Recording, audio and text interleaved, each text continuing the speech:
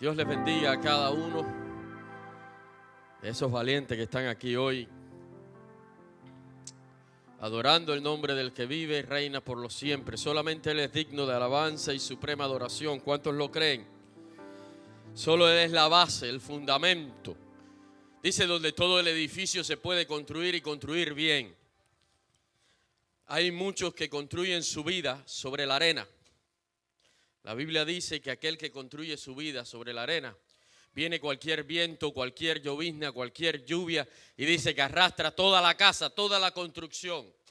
Pero así como decía esta preciosa canción, construiré mi vida sobre ti, Señor, sobre la roca. El que construye su vida, el que construye su casa, el que construye toda su edificación sobre la roca, puede venir huracán, puede venir viento, puede venir tempestad, puede venir aguacero que no será derribado. Puede venir todo ataque del enemigo que no moverá tu vida. Porque está anclada, está firmada, está construida sobre una base sólida. Qué bueno que cada una de nuestras vidas nosotros podamos construirlas, prepararlas en el fundamento de la palabra de Cristo y en Cristo. ¿Cuántos dicen amén? ¿Cuántos dicen amén? Gloria, gloria sea al Señor. Hoy vamos a continuar nuestro estudio en el libro de Esdras capítulo 7. Y hay una sorpresa allí en Esdras capítulo 7. Es que ahora es que aparece en Jerusalén el autor del libro. Ahora en este capítulo, hasta el capítulo 7, es que aparece este Esdras. Hemos oído hablar de Esdras. ¿Cuántos habían oído antes de este estudio hablar de Esdras? ¿Cuántos sabían que había un Esdras en la Biblia? ¿Cuántos sabían que había escrito un libro? ¿Cuántos sabían quién era? A veces no nos enteramos, hermanos, de toda la riqueza que tiene la palabra del Señor. Por eso es tan necesario estudiar la palabra del Señor. Por eso es tan necesario ser diligente, ser consistente en el estudio de la palabra del Señor. Que cuando se levante o cuando tenga un tiempo durante el día o cuando vaya a acostarse en la noche, usted pueda tomar una porción de la Biblia. Y le voy a dar un consejo. A veces abrimos la Biblia y donde nos toque, pues ahí empezamos a leer. ¿Cuántos hacen así? A veces eso hacemos. Pero a veces el mismo capítulo nos toca 7 veces. Empiece a leer la Biblia desde el principio y vaya capítulo por capítulo hasta que llegue hasta el final. Y cuando usted llegue hasta el final, vuelve a empezar por el primer versículo, porque cada vez que usted lea la Escritura, hermano, va a tener una enseñanza fresca, una enseñanza actualizada, va a enriquecer su vida espiritual, su conocimiento de Dios. Esto es maravilloso. Por eso es que muchas veces llevamos tiempo en el Evangelio y no conocemos a los personajes bíblicos que se salen de lo que es la enseñanza de escuela dominical. ¿Cuántos conocen a Noé? Todos conocen, todos han oído, hasta el mundo ha oído hablar de Noé. Del diluvio de Noé, del arca de Noé, de los animales que metió Noé en el arca. Todas esas cosas, ¿verdad? Del arco iris de Noé. ¿Y cuántos han oído hablar de David? Desde que estábamos así, ¿verdad? Hasta el mundo sabe de David, aquel muchacho que enfrentó a un gigante. Y si hablamos de Jonás, aquel que se lo tragó el gran pez, igual. Pero cuando nos salimos de los 5 personajes bíblicos, no conocemos a más nadie en la Biblia. Antes del estudio de Elías, ¿cuántos habían oído? ¿Cuántos habían analizado a Elías? ¿Cuántos sabían quién era Elías de verdad? Se nos habían escapado muchas cosas. Por eso es fundamental que construyamos toda nuestra vida sobre la base, la roca, la palabra de Dios, el verbo, el logos. Es necesario. Porque así cuando venga el enemigo a poner tribulación o a poner una necesidad o un ataque, nosotros vamos a tener con qué responder. Vamos a tener ejemplos de personas en la Biblia que atravesaron las mismas situaciones que usted y yo estamos atravesando hoy. y nos va a fortalecer. Y va a ser un testimonio grandioso en nuestra vida si aquel que atravesó las mismas situaciones y dificultades, aún peores que las que estamos nosotros atravesando hoy, fueron capaces de vencer toda tribulación en su Señor y por la fe en Jesucristo. Pues entonces nosotros podemos. Pero si no conocemos esas historias, si no conocemos aquellos grandes personajes que no eran místicos, semidioses como la cultura griega enseña, sino que eran personas humanas como usted y como yo, que atravesaron tristeza, depresión, sufrimiento, que fueron expuestos a castigos, a persecución, que tuvieron necesidad económica, que tuvieron enfermedades y que fueron victoriosos porque confiaron en Dios. Tenemos, amado hermano, que leer la Biblia. Y hoy vamos a hablar un poquito sobre quién es Esdras. Porque ahora es que aparece. Había pasado el rey Ciro. El rey Ciro dio un decreto de libertad a los judíos cautivos en Babilonia. Después de Ciro vino el hijo de Ciro, que el nombre es un poco complicado. Y a mí siempre se me olvida el nombre del hijo de Ciro. Es un nombre bastante persa.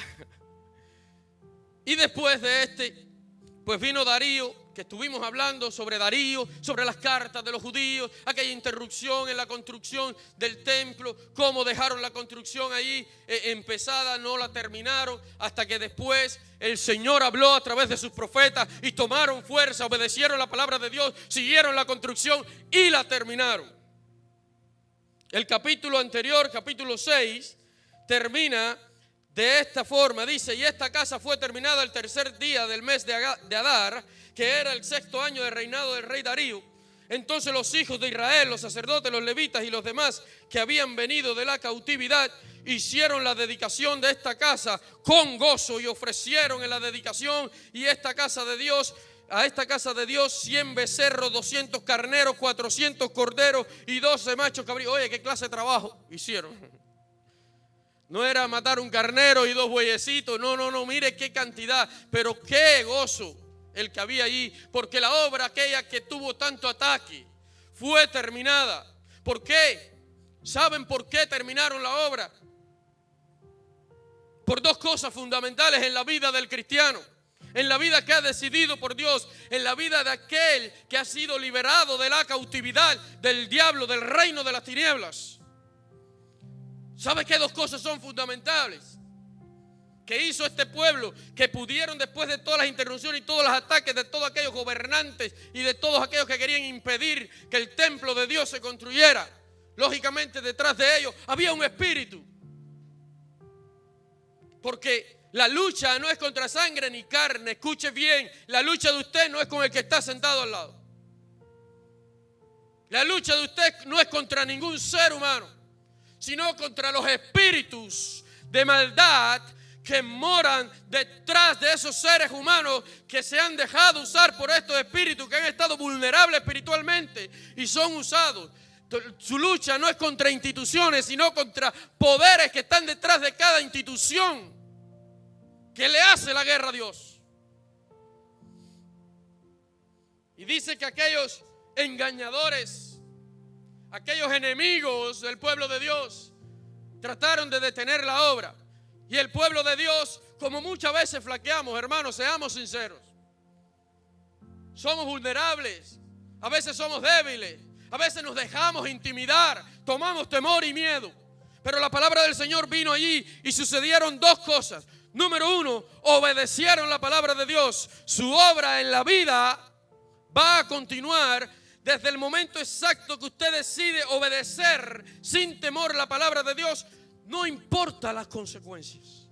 No importa que el mundo se levante con más fuerza contra usted. Si usted obedece la palabra de Dios, usted va a tener victoria en su vida espiritual.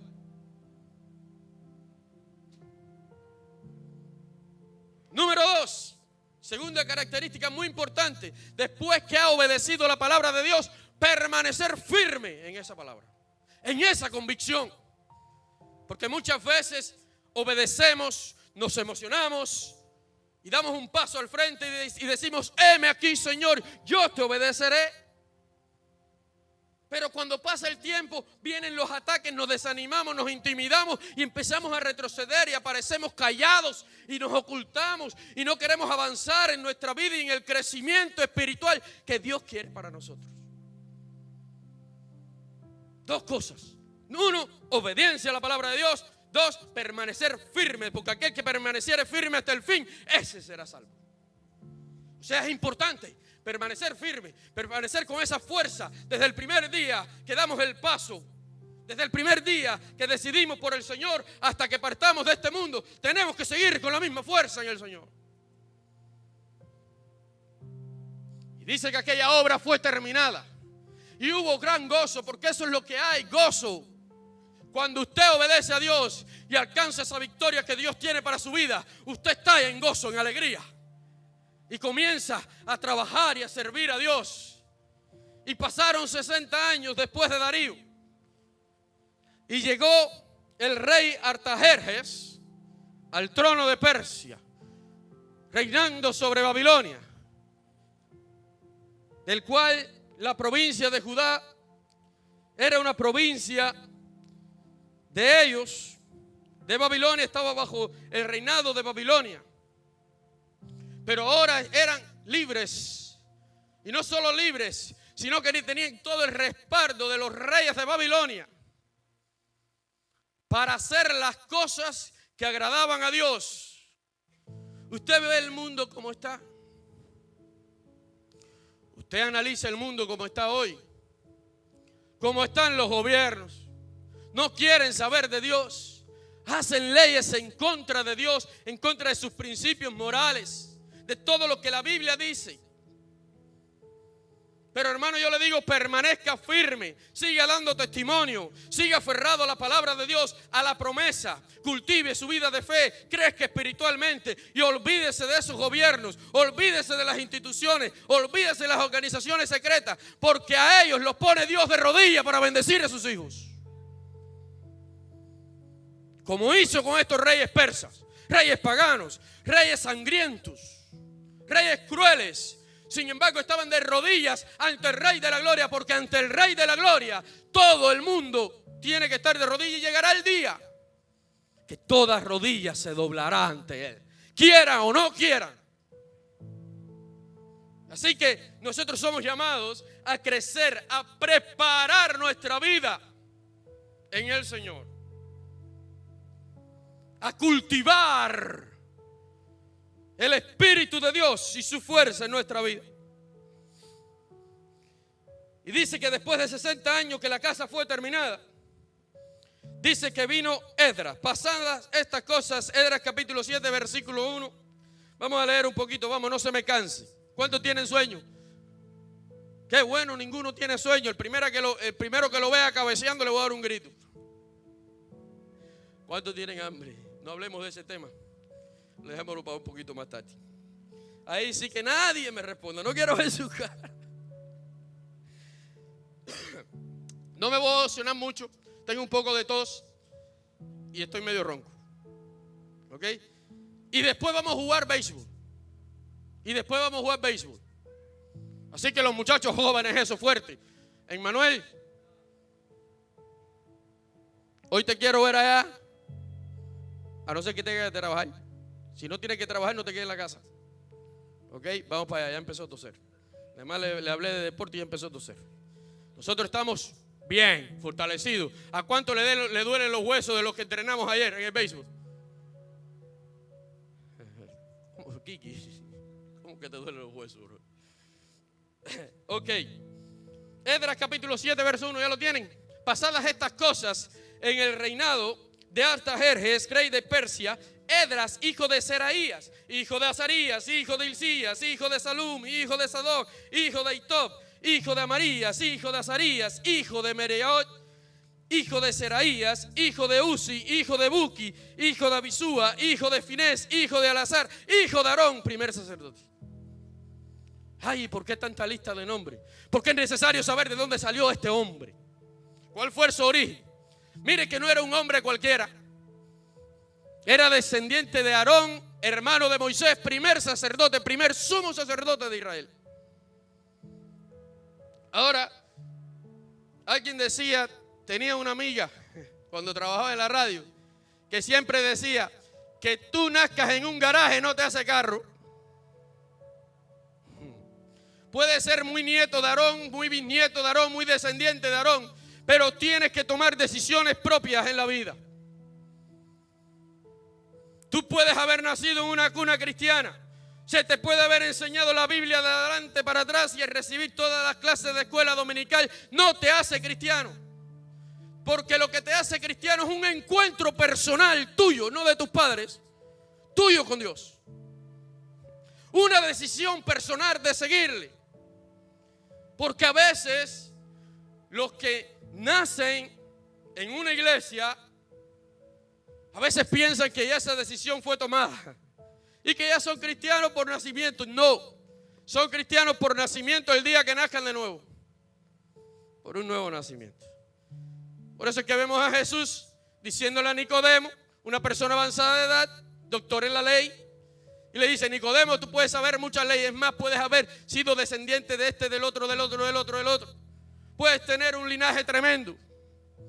Sin embargo, si no naces de nuevo, de nada te sirve porque no vas a entrar al reino de Dios, Nicodemo.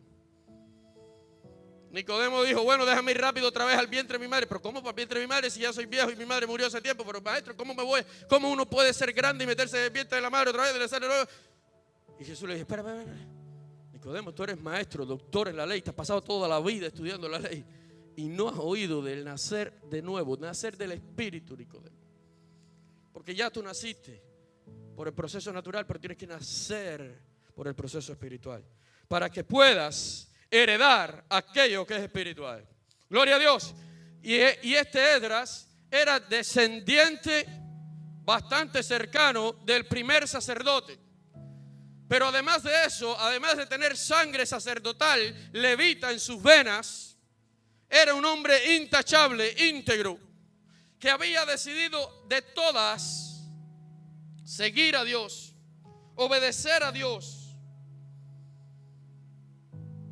Era un escriba por familia, de sangre.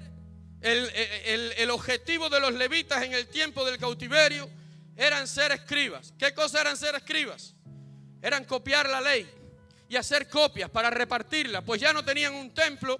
Cuando estaban cautivos en Babilonia no tenían un templo para hacer sacrificios.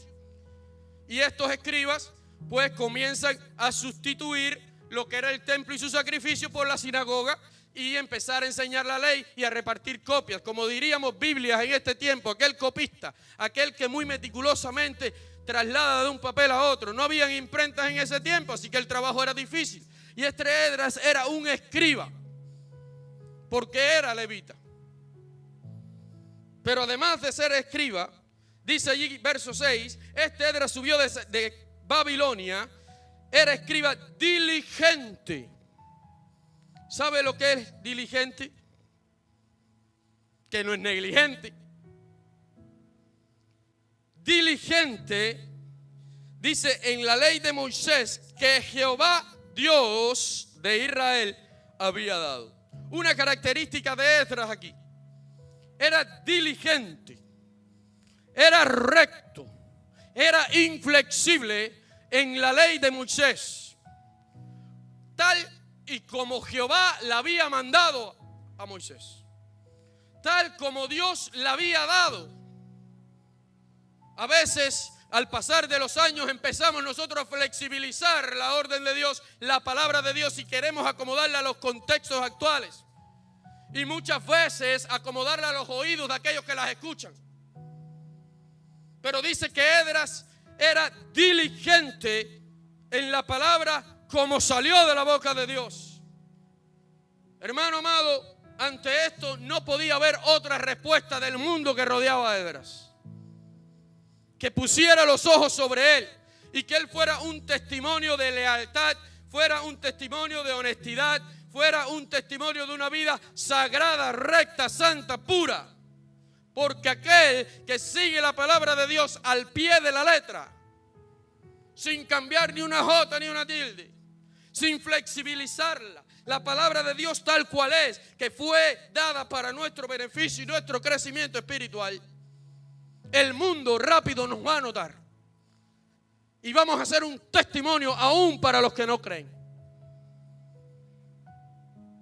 Pero sigamos leyendo. Es que no leyeron hoy la lectura bíblica, tengo que leerla yo mientras predico. Bien, y dice: y le concedió el rey todo lo que éste pidió, porque la mano de Jehová, escucha esta frase, porque la mano de Jehová, su Dios, estaba sobre Esdras. Lo primero que va a suceder en su vida, cuando usted es diligente en la palabra de Dios: ay, que tengo mucho sueño, no quiero leer. Ay, que para qué si ya yo me sé la Biblia por arribita, todo lo que necesito saber. ¿De qué empezamos hablando hoy? Es necesario el estudio, escudriñar las palabras de Dios, porque en ellos parece que está la vida eterna y el crecimiento espiritual para cada día, la guía, la brújula, lo que va a afirmar su vida. Y dice que la mano de Dios estaba sobre Esdras, hasta tal punto que todo lo que pedía aquel rey, dice que el rey se lo concedía. Un rey pagano, no estamos hablando de una persona temerosa de Dios, aunque había conocido el poder de Dios. Y la mano de Dios estaba. ¿Cuánto queremos que la mano de Dios esté sobre nosotros? Oh, que al andar, que al caminar, que al emprender un viaje, que al emprender un proyecto, ¿verdad? Que cuando tenemos un problema, la mano de Dios, la poderosa mano de Dios esté sobre nosotros. Pero queremos que Dios esté con nosotros, pero no queremos nosotros estudiar la palabra de Dios ni ser diligentes en su ley. Es necesario, queremos la mano de Dios, busquemos a Dios con todo nuestro corazón, para que todo lo que pidamos nos sea concedido, porque así, cuando busquemos a Dios de todo corazón y seamos leales a su palabra, diligentes en su ley, todo lo que salga por nuestra boca va a estar en línea con la voluntad de Dios. Y todo lo que pidamos conforme a su voluntad, dice la palabra de Dios, promesa de aquel que no miente, os será hecho. Lo que pasa es que pedimos muchas veces, pero pedimos mal. También lo dice la palabra de Dios. Pedimos y no recibimos porque pedimos mal. Porque a veces tenemos alimento, a veces tenemos un techo, a veces tenemos ropa, tenemos un transporte. Y le decimos: Señor, el transporte que tengo, que hasta ahora no me ha dado problema, yo quiero uno nuevecito para hacer como fulano con fulano, para ser mejor que aquel y el otro. Pedimos mal porque pedimos conforme a nuestros deseos, para nuestros deleites, y no para que el Señor sea glorificado. Pero cuando usted es diligente en la palabra de Dios, usted pide bien. Y cuando pide bien, pide conforme a la voluntad de Dios, para que el Señor sea glorificado en todo, porque su vida va a girar en torno al Señor, aquel que le libertó de la esclavitud y de la cautividad. Y Esdras era este tipo de persona. Por tanto, dice que cuando se le acercó al rey para emprender un viaje, dice que le concedió todo. ¿Por qué? No porque Esdras era muy lindo y muy simpático, sino porque su vida estaba siendo cultivada y vivida de una manera que la mano de Dios estaba sobre él, la gracia de Dios, el favor de Dios estaba sobre él, el Espíritu de Dios estaba con él. ¿Quién se va a resistir al Espíritu de Dios que está con una persona, que está en una persona? Aleluya, ¿verdad? Y dice: y con él subieron a Jerusalén algunos de los hijos de Israel y de los sacerdotes, levitas, cantores, porteros y sirvientes del templo en el 6º año del rey Artajerjes. Y llegó a Jerusalén en el mes 5 del año 7 del rey, porque el día 1 del primer mes fue el principio de la partida de Babilonia, y al 1 del 5º mes llegó a Jerusalén. Escuche, ¿por qué llegó a Jerusalén? Vamos a ver, el rey le encomendó unas tareas importantes a Esdras. Esdras era diligente, una persona en que se podía confiar, una persona con temor de Dios en su vida. Cuando usted tiene temor de Dios en su vida, es una persona confiable, es una persona de carácter intachable. Y dice que el rey le encomendó algunas cosas que vamos a ver un poco más adelante.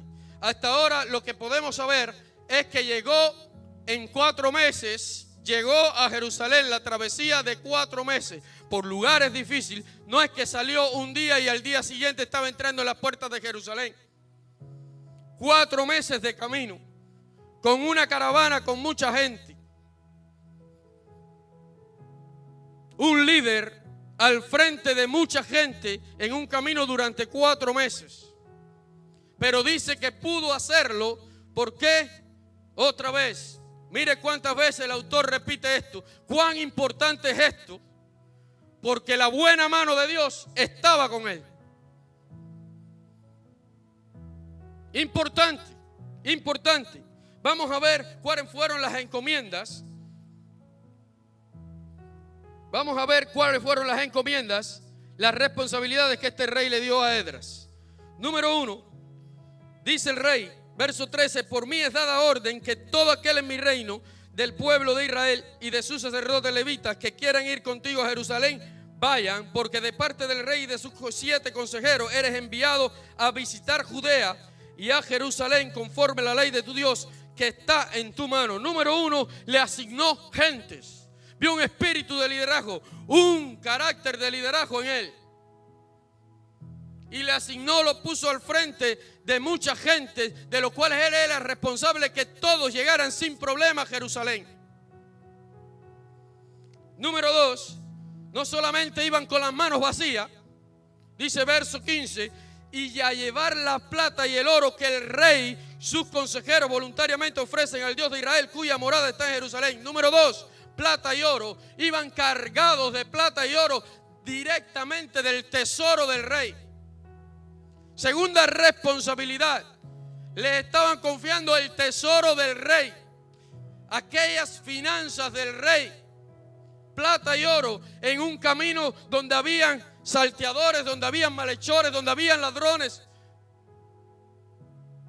Ahora entendemos por qué la expresión de Esdras es: pude llegar porque la mano de Dios estaba conmigo. Porque nos hubieran matado a todos en el camino, en esos 4 meses de travesía, cargados de riquezas. Riquezas, no cualquier riqueza, riquezas directas del tesoro del rey. O sea, eran riquezas bien valiosas. Dice, y toda la plata y el oro que hay es, verso 16, en toda la provincia de Babilonia, con las ofrendas voluntarias del pueblo y de los sacerdotes que voluntariamente ofrecieren para la casa de su Dios, la cual está en Jerusalén. Tercera responsabilidad, recoger las ofrendas, recolectar todas las ofrendas y sumarlas a esa ofrenda y llevarlas a Jerusalén. ¿Qué confianza tenía ese rey en el joven Esdras? Número 4, comprarás pues diligentemente. Mira, Esdras, tú serás el encargado de hacer buen uso de todo esto que yo te estoy dando. Dice, comprarás pues diligentemente, porque tú eres una persona diligente. ¿Ok? Con este dinero, becerros, carneros y corderos, con sus ofrendas y sus libaciones, y las ofrecerás sobre el altar de la casa de vuestro Dios, la cual está en Jerusalén. Dice, y lo que a ti y a tus hermanos os parezca, pero no solo eso, vas a ser tan confiable para el rey que puedes hacer uso de lo que sobre sin problema y sin pedirle permiso a nadie. Mira cómo estaba siendo usado este hombre.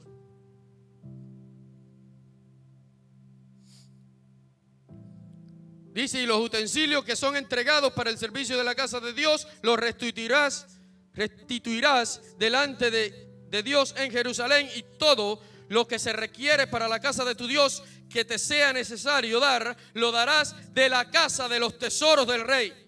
Número 5, y por mí Atarjerjes, rey, es dada orden a todos los tesoreros que están al otro lado del río, que todo lo que os pide el sacerdote Esdras, escriba de la ley del Dios del cielo, se le conceda prontamente.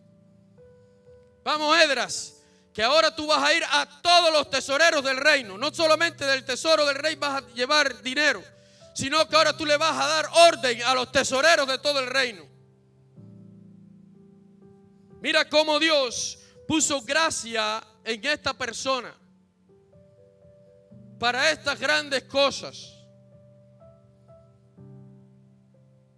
Pero ahí no acaba la cosa. Ahí no acaba la cosa. Número 6, verso 25. Y dice, y tú, Esdras, conforme a la sabiduría. Palabra de gran peso, hermano. No conforme a tu inteligencia, sino conforme a tu sabiduría, que es dada por quién, que tienes de tu Dios. Ahora, Esdras, no solamente vas a recoger la ofrenda, no solamente vas a liderar un grupo, no solamente vas a administrar cosas específicas del tesoro del rey, no solamente vas a manejar a los tesoreros del rey y ellos te van a tener que dar todo lo que tú les pidas, no solamente vas a comprar todo lo necesario, no solamente vas a tomar decisiones de hacer lo que te parezca con el dinero, como tú estimes conveniente, porque tú eres una persona diligente, temeroso de Dios, que no eres flexible en la palabra de Dios y cumples la ley de Dios completamente al pie de la letra. Ahora no solamente harás eso, sino conforme a la sabiduría que hay en ti, esa sabiduría que yo he visto, a pesar de que no adoro a tu Dios, pero sé quién es, y ese Dios te ha dado tal sabiduría que ahora tú vas a ir y tú eres quien vas a poner a los jueces y a los gobernadores. Dice que gobiernen a todo Israel que están al otro lado del río, a todos los que conocen las leyes de tu Dios, y al que no las conoce tú se las vas a enseñar. Mire qué responsabilidad. Hablamos en los capítulos anteriores que aquellas personas, aquellos gobernadores, aquellos jueces del otro lado del río, ¿qué hicieron? Vamos, los que estuvieron aquí anteriormente. Dice que le hicieron guerra a Jerusalén, le hicieron guerra al pueblo de Judá. Los gobernadores vinieron rápido. Hey, ¿quién está construyendo? ¿Quién es su nombre? Lo voy a anotar aquí, se lo voy a llevar en un secretico ahí al rey para que los castigue. Detengan la obra, pero ya. Dice que cuando los enemigos quisieron aliarse con aquellos en la construcción del templo y ellos le dijeron que no, dice que sobornaron jueces. Pero ahora el Hijo de Dios, este Hijo de Dios, iba a ser responsable de elegir los jueces y los gobernadores del imperio, de aquellos que estaban al otro lado del río que le daban problemas a Jerusalén. Mire, amado hermano, cuántas cosas preciosas Dios estaba haciendo aquí con Esdras. ¿Por qué? ¿Por qué? Porque era diligente en la palabra de Dios y por otras cositas más que vamos a ver adelante. Dice que gobierne a todo el pueblo que está al otro lado del río, a todos los que conocen la ley de Dios, pero no solamente. Tú vas a preguntar quiénes conocen la ley de Dios, y los que no conocen la ley de Dios, tú vas a ser el maestro que vas a enseñar, porque eres confiable para enseñar la palabra de Dios tal cual es. Número 7, y cualquiera que no cumpliese la ley de tu Dios y la ley del rey, sea juzgado prontamente, sea a muerte, a destierro, a pena de multa o a prisión. 7 encomiendas que este rey le daba a aquel líder. 7 encomiendas que él iba a ser usado. ¿Cuántos queremos que Dios haga cosas grandiosas con nuestras vidas? ¿Cuántos queremos que Dios nos use con poder y gloria? ¿Cuántos queremos que tengamos ese favor delante de los reyes de la tierra? Que cuando vayamos allí a inmigración a abogar por nuestro caso, nos digan aprobado, porque tienes algo especial en ti, que es la gracia y el favor de Dios. Queremos esa vida, queremos ser usados así. Pero hay algo que hubo en Esdras. Número 1, obediencia fiel, leal a la palabra de Dios, a la ley de Dios. Número 2, está en el verso 10, que lo salté a propósito. Dice después que él testificó que habían llegado por la poderosa mano de Dios que estaba sobre él a Jerusalén. Dice otra razón. Tenía un carácter diligente, pero tenía que, verso 10, tenía un corazón porque Esdras había preparado su corazón para inquirir la ley de Jehová. Ey, escuche bien. Esdras había preparado su corazón. Dios no lo va a usar usted hasta que usted no prepare su corazón. Hasta que usted no ponga ese terreno bien fértil, que germine, que dé fruto. Queremos que Dios haga grandes cosas con nuestra vida. Queremos llegar a niveles inimaginables. Dios lo puede hacer, pero nos toca a nosotros preparar nuestro corazón delante de Dios. No un corazón para el mundo.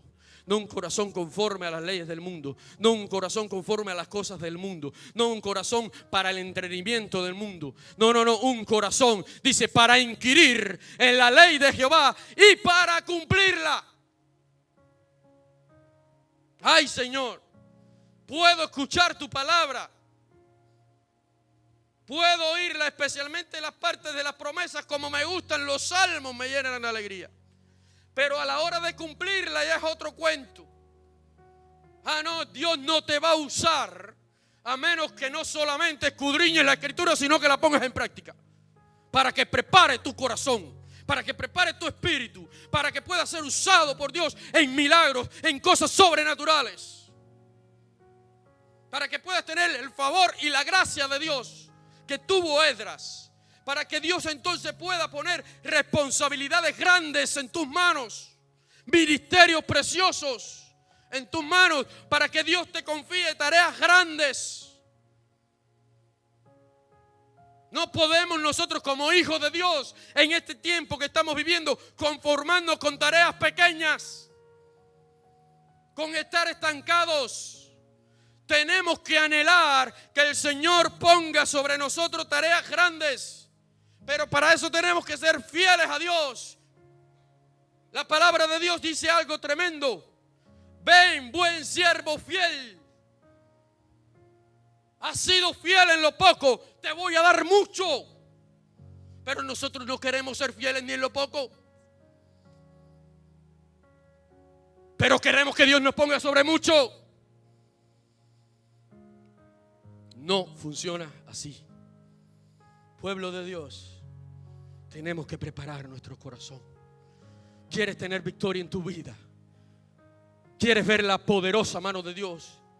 ¿Quieres que la bendita, la buena mano de Dios esté contigo en todo momento? Prepara tu corazón. Cada día vive para el Señor. Sé diligente en su palabra, practica la palabra de Dios. Oye, no hay otro método, no hay otra manera. El Espíritu de Dios mora en un corazón preparado, entregado, sacrificado para Dios. No para el mundo. ¿Quieres el Espíritu del mundo? Pues vive conforme al mundo. Pero si quieres el Espíritu de Dios en tu vida, vive para Dios. Porque Él había preparado su corazón para inquirir en la ley de Dios y para cumplirla, para enseñar en Israel sus estatutos y sus decretos.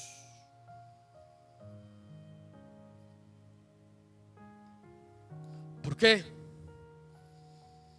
Porque si Esdras no prepara su corazón, si no prepara su carácter del diligente en la ley de Dios, después que Esdras, si lograba realizar todas estas tareas, ¿sabe cuál fuera su palabra?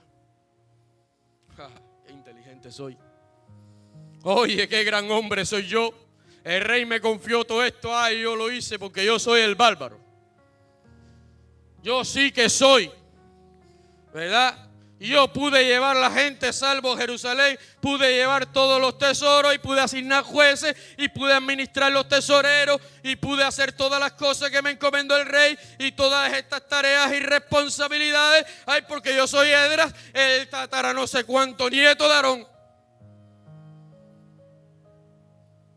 Cuando usted quiere tener una asignación de parte de Dios y empieza a vivir un ministerio de Dios y a servir a Dios sin haber preparado su corazón, se va a saltar el orgullo, se va a saltar el ego.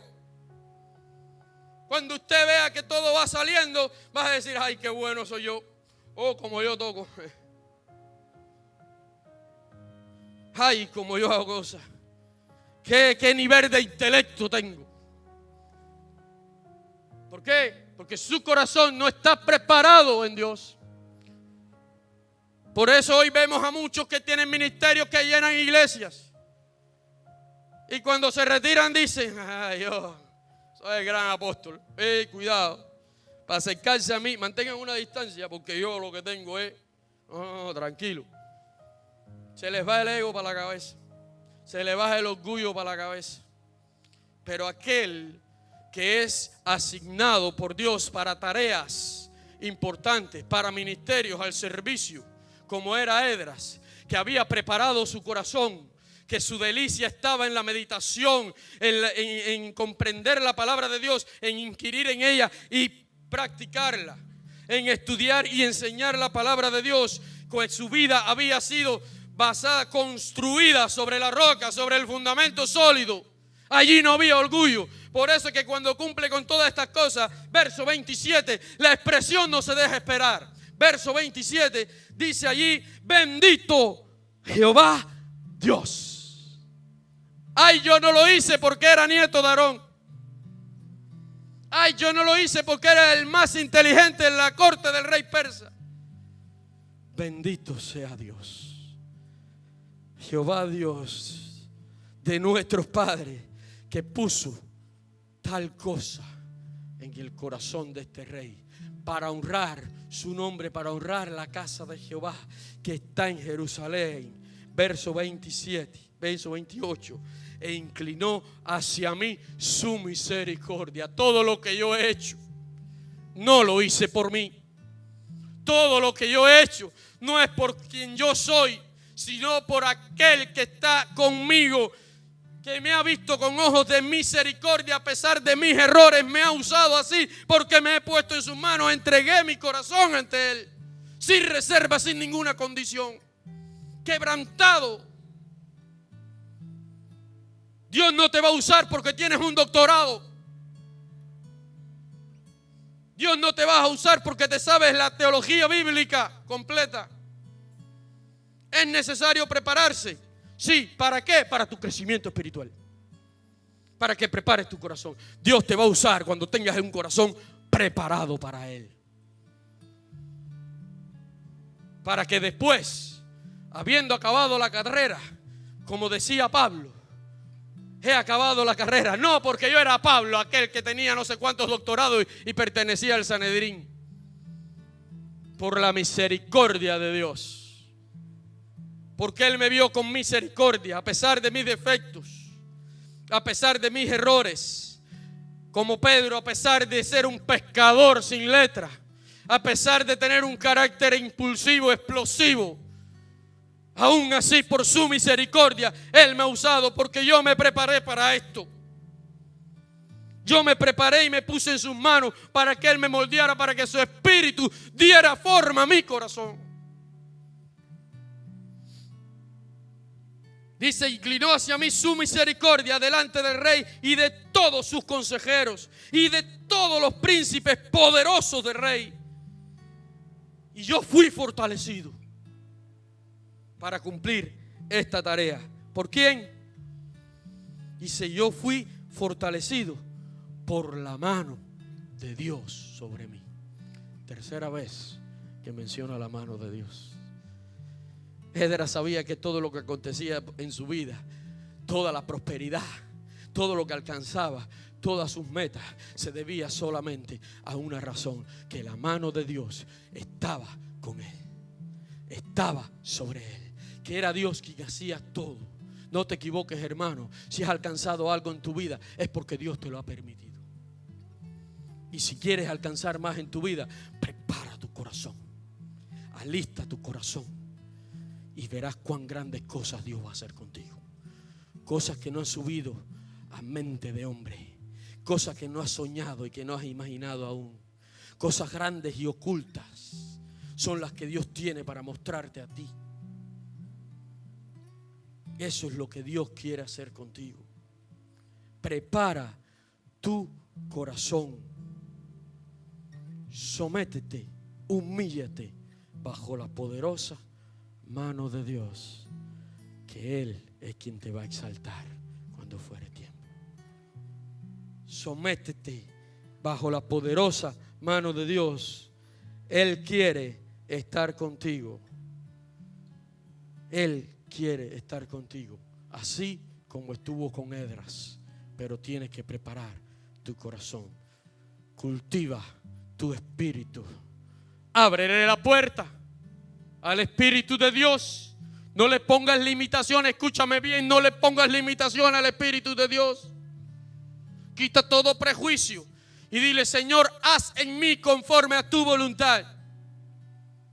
Lo que tengas que hacer, hazlo para preparar mi corazón para servirte, para ser un instrumento escogido tuyo, para que pueda impactar vidas, para que pueda llevar tu palabra con poder, para que pueda ser usado conforme a como tú quieres.